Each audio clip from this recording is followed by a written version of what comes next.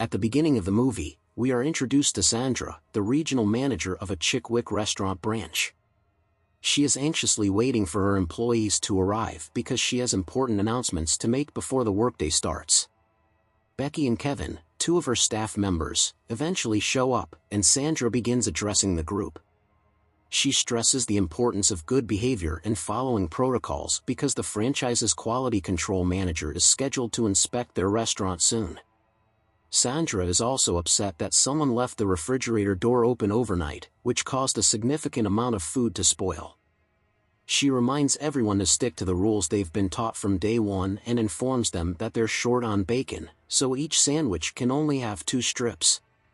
Additionally, she emphasizes that whenever they have downtime, they should focus on keeping the place clean. Later, Becky is seen confiding in Marty, her shift manager, telling her that she's concerned Sandra suspects her of being the one who left the refrigerator door open.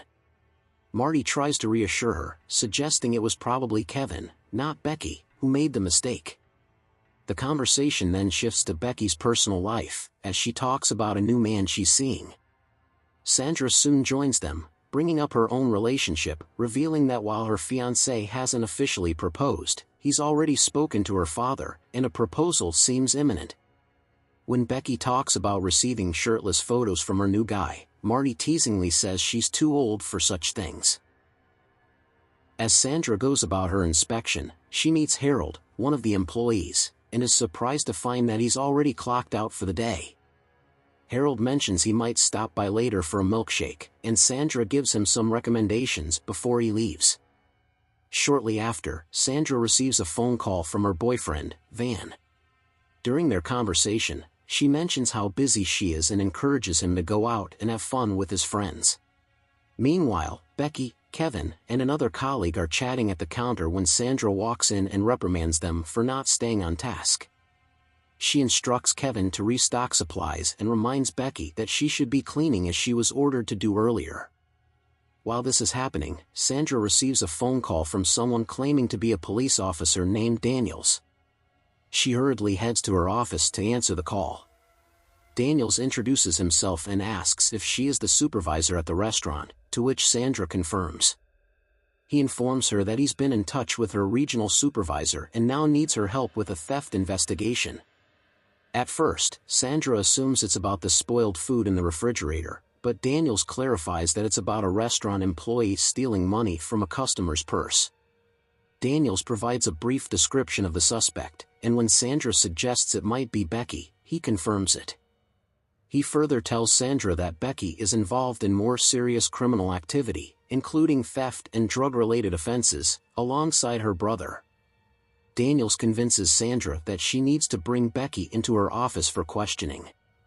Sandra obliges and has Becky speak directly to Daniels over the phone. The officer accuses Becky of stealing, which she vehemently denies, but Daniels isn't convinced. He asks Sandra to search Becky's pockets and confiscate her phone. After Sandra finds nothing, Daniels insists that Becky be detained until the police arrive. The situation escalates when Daniels suggests a strip search. Sandra feels uncomfortable with this request but, after some persuasion from Daniels, reluctantly agrees.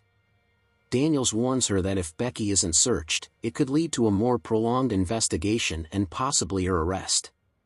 Becky is visibly distressed but agrees to the strip search, requesting that Marty be present.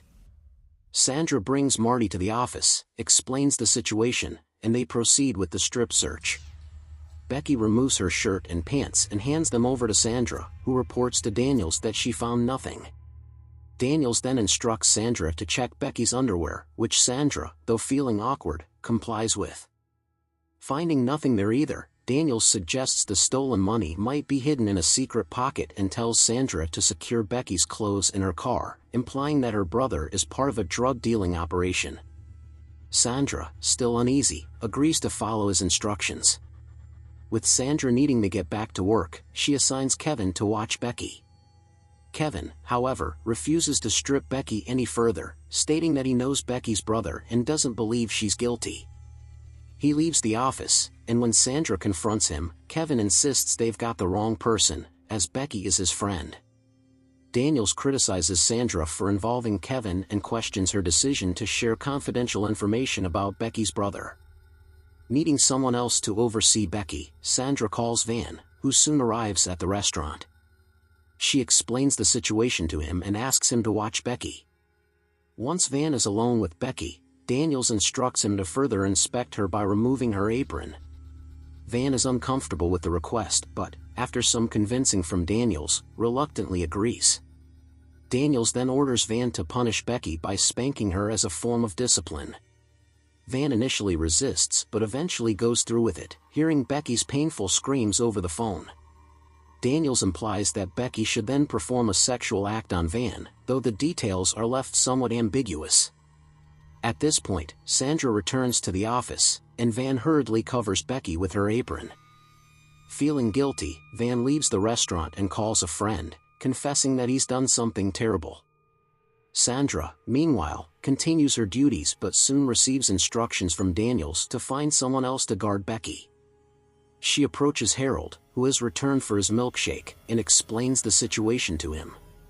Harold, however, becomes outraged when Daniels suggests the same inappropriate actions that Van was ordered to take.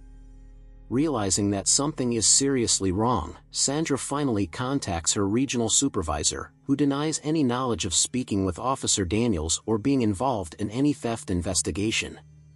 Sandra confronts Daniels over the phone, but the man on the other end laughs, makes a joke, and abruptly hangs up. Kevin quickly takes down the number Daniels was calling from, and the police are contacted to begin a real investigation.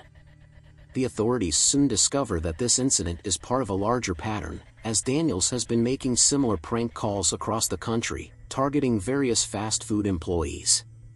The scam had been ongoing, with over 70 similar incidents across 30 U.S. states, but until now, no one had taken serious action. Becky, traumatized by the experience, seeks legal assistance, and her lawyer advises her to sue the restaurant for failing to protect its employees from such hoaxes.